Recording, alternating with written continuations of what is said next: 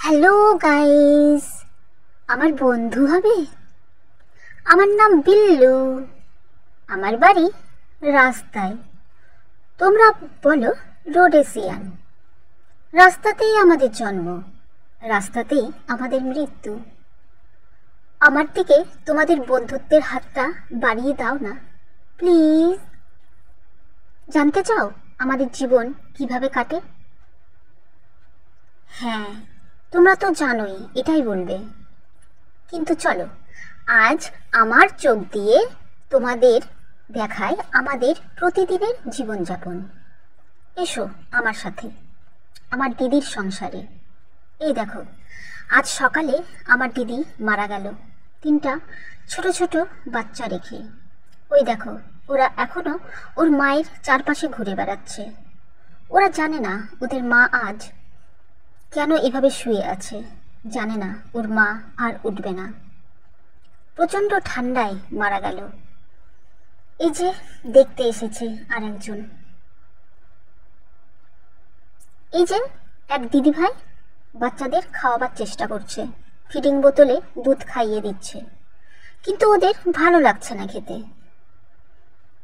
একটু dog food দেওয়া হয়েছে, ওরা ওগুলো খাচ্ছে। দিদিভাই দুধ খাওয়াচ্ছে, সেটা ওদের একদমই ভালো লাগছে না, একটুও খেতে চাইছে না, আর ওর মায়ের কাছ থেকে সরছে না।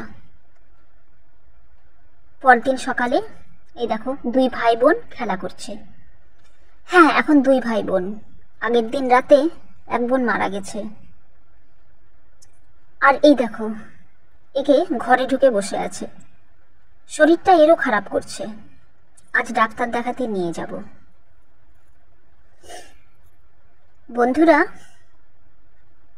তোমরা তোমাদের সাহায্যের হাত বাড়িয়ে দাও আমার দিকে। না, টাকা পয়সা দিয়ে তোমাদের সাহায্য করতে হবে না, শুধু তোমরা আমার পাশে থেকো।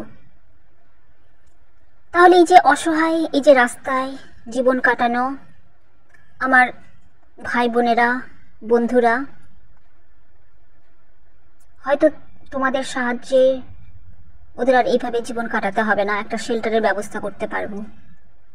প্লিজ আমার সঙ্গে থাকো, যাতে আমি এদের একটু সাহায্য করতে পারি। আচ্ছা বন্ধুরা, তাহলে আজ এই পর্যন্তই। আমার সঙ্গে থাকো, পাশে থাকো। Bye bye.